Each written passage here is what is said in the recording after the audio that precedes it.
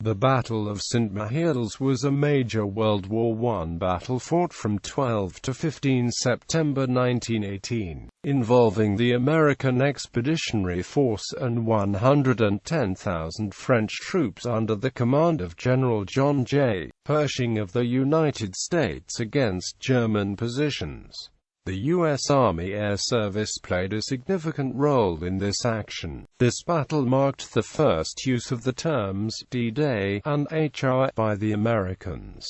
The fighting was depicted in the 1927 film Wings. The attack at the Saint-Mihiel salient was part of a plan by Pershing in which he hoped that the Americans would break through the German lines and capture the fortified city of Metz. It was the first and only offensive launched solely by the United States Army in World War I, and the attack caught the Germans in the process of retreating. This meant that their artillery was out of place and the American attack, coming up against disorganized German forces, proved more successful than expected.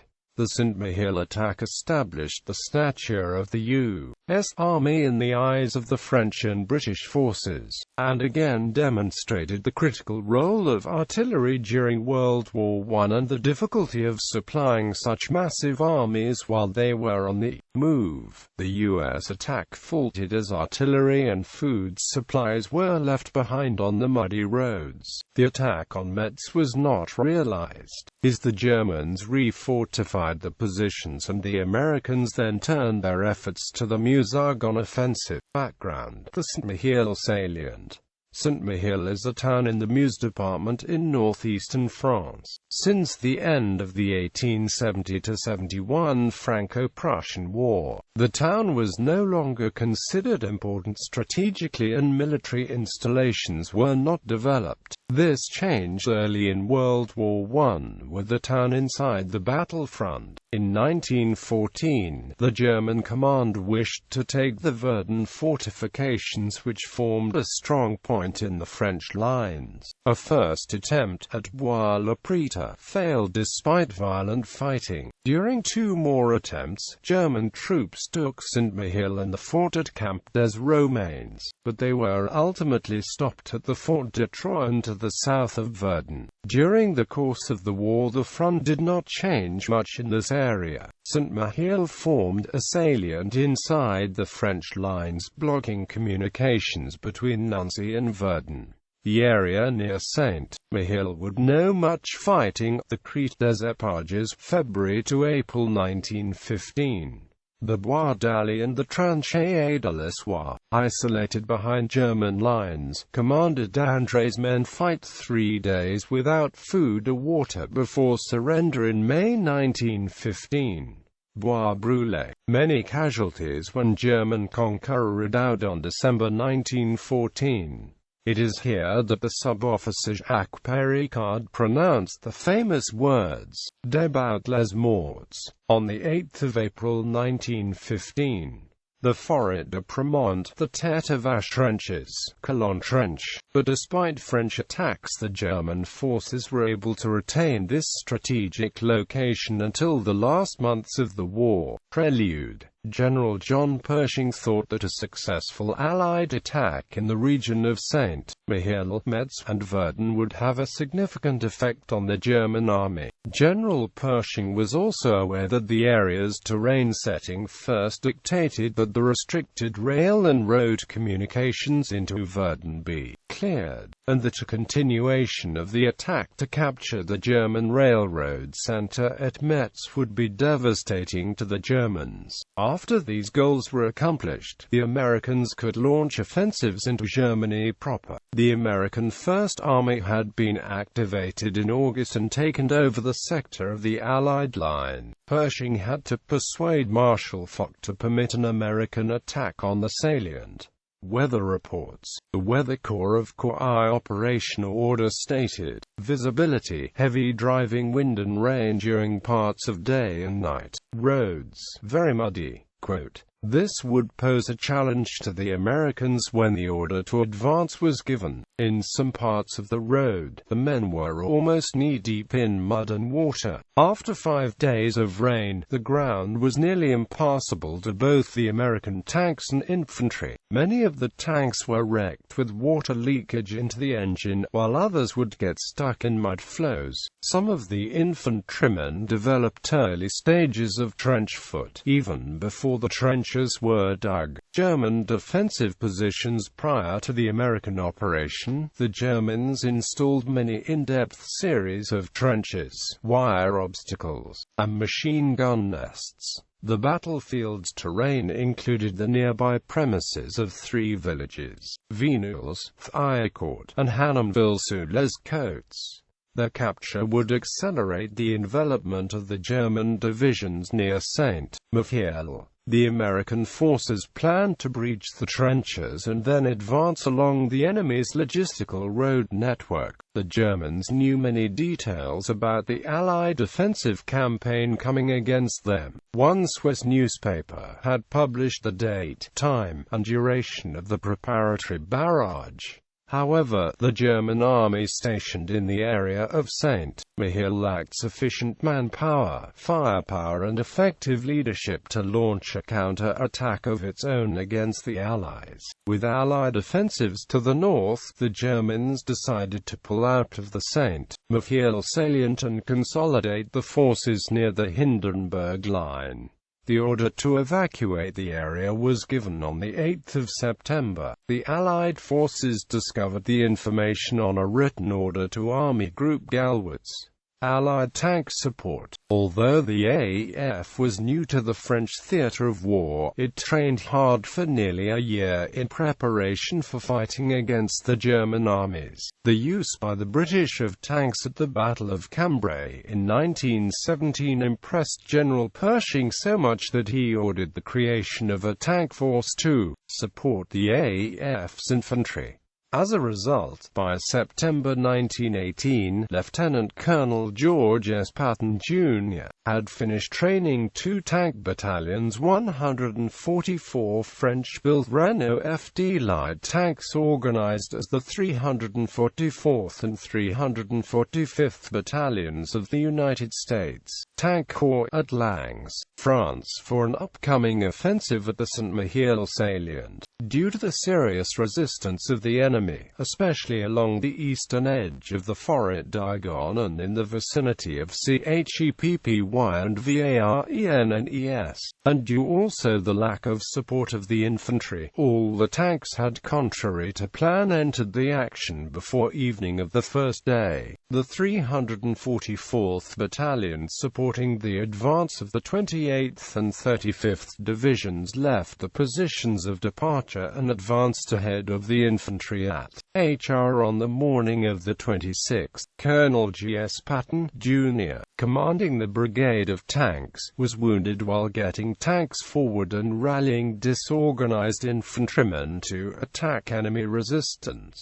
Major Sereno E. Brett, commanding the 344th Battalion, was then placed in command of the brigade. Patton was awarded the Distinguished Service Cross for his extraordinary heroism that day. In addition to the 144 AF tanks, the attack was joined by 275 French tanks of the French 1st Assault Artillery Brigade, a total of 419 tanks. Battle. The Saint-Mihiel offensive began on the 12th of September with a threefold assault on the salient. The main attack was made against the south face by 2 American corps. On the right was the 1st Corps covering a front from Pont-à-Mousson on the Moselle west toward Ligny. On the left, the 4th Corps extending along a front from Ligny west toward Marvoisin. A secondary thrust was carried out against the west face along the heights of the Meuse, from Mouly north to Houdeumont, by the 5th Corps. A holding attack against the apex to keep the the enemy in the salient was made by the French 2nd Colonial Corps. In 1st Army Reserve were the American 35th, 80th, and 91st Divisions. The Allies mobilized 1,481 aircraft to provide air superiority and close air support over the front. About 40% were American-flown-in American units, the remainder were British, French, and Italian. 9 bomber squadrons of the British RAF, although provided for the battle, were not under Pershing's operational control. Defending the salient was German Army Detachment C, consisting of 8 divisions and a brigade in the line and about 2 divisions in reserve. The Germans, now desperately short of manpower, had begun a step-by-step withdrawal from the salient only the day before the offensive began. The attack went so well on the 12th of September that Pershing ordered a speed-up in the offensive. By the morning of the 13th of September, the 1st Division, advancing from the east, joined up with the 26th Division, moving in from the west, and before evening all objectives in the salient had been captured. At this point, Pershing halted further advances so that American units could be withdrawn for the coming Meuse-Argonne offensive. Order of battle: 1st Army, the 12th of September 1918. Section source: OAFH. 1st Army, Gen. John J. Pershing, 1st Corps, Marge Gen. Hunter Liggett Headquarters Observation Group, 2nd Balloon Company, 5th Balloon Company, 82nd Division, Marge Gen. William P. Burnham 50th Aero Squadron, 42nd Balloon Company, 90th Division, Marge Gen. Henry T. Allen 50th Aero Squadron, 42nd Balloon Company, 5th Division, Marge Gen. John E. McMahon 12th Aero Squadron, 1st Balloon Company, 2nd Division, Marge Gen. John A. Lejeune 1st Aero Squadron, 1st Balloon Company, 78th Division, Marge Gen. James H. McRae, 4th Corps, Marge Gen. Joseph D. Dickman Headquarters Observation Group, 69th Balloon Company, 89th Division, Marge Gen. William M. Wright 135th Aero Squadron, 43rd Balloon Company, 42nd Division, Marge Gen. Charles T. Menor 90th Aero Squadron, 3rd Balloon Company, 1st Division, Marge Gen. Charles P. Summerall 8th Aero Squadron, 9th Balloon Company, 3rd Division, Marge Gen. Beaumont B. Buck, 5th Corps, Marge Gen. George H. Cameron Headquarters Observation Group, 99th Aero Squadron, 7th Balloon Company, 26th Division, Marge Gen. Clarence R. Edwards 88th Aero Squadron, 104th Aero Squadron, 6th Balloon Company, 15th Colonial Division, 8th Balloon Company, 4th Division, Marge Gen. John L. Hines 8th Brigade Watt 4th Field Artillery Brigade. Remainder of DIV in reserve: 12th Balloon Company, U.S. Army Reserve 35th Division, Marge Gen. Peter E. Traub 80th Division, Marge Gen. Adalbert Cronkite, 91st Division, Marge Gen. William H. Johnston. Aftermath: General Pershing's operational planning of Saint-Mihiel separated the salient into several sectors. Each corps had an assigned sector, by boundaries, that it could operate within. The American 5th Corps location was at the northwestern vertices, the 2nd French Colonial Corps at the southern apex, and the American 4th and 1st Corps at the southeastern vertices of the salient. Furthermore, General Pershing's intent was obvious: to envelope the salient by using the main enveloping thrusts of the attack against the weak vertices. The remaining forces would then advance on a broad front toward Metz. This pincer action, by the 4th and 5th Corps, was to drive the attack into the salient and to link the friendly forces at the French village of Vignes, while the 2nd French Colonial Corps kept the remaining Germans tied down.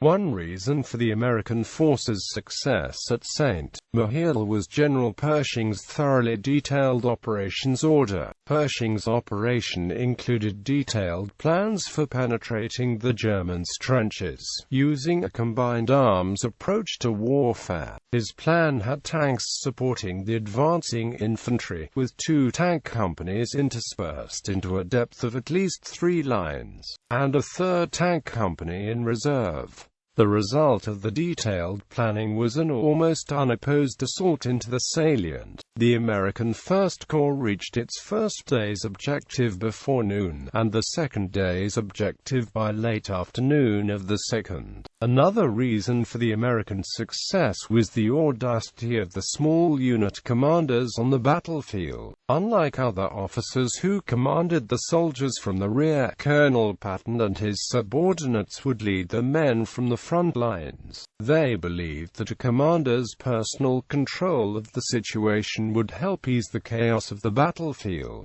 Bibliography. Hanlon, Michael. Saint-Mihiel Offensive. Archived from the original on 8 April 2008. Retrieved 4 May 2008. Saint-Mihiel. Spartacus Educational. Archived from the original on 4 May 2008. Retrieved 4 May 2008. Richard J. Battle of Saint-Mihiel. History of War. Archived from the original on 15 April 2008. Retrieved 4 May 2008. Hoffman, Don Albert Starry. Camp Cold to Desert Storm. The University Press of Kentucky. Retrieved 7 February 2009. Bonk, David. Saint-Mihiel 1918, The American Expeditionary Force's Trial by Fire. Osprey Campaign Series No. 238. Osprey Publishing. ISBN 9781849083911. Yockelson, Mitchell. 47 Days, How Pershing's Warriors Came of Age to Defeat at the German Army in World War I. ISBN 9780451466952. Robert Howard Gamble, 2nd Lieutenant, 11th Infantry, U.S. 5th Division.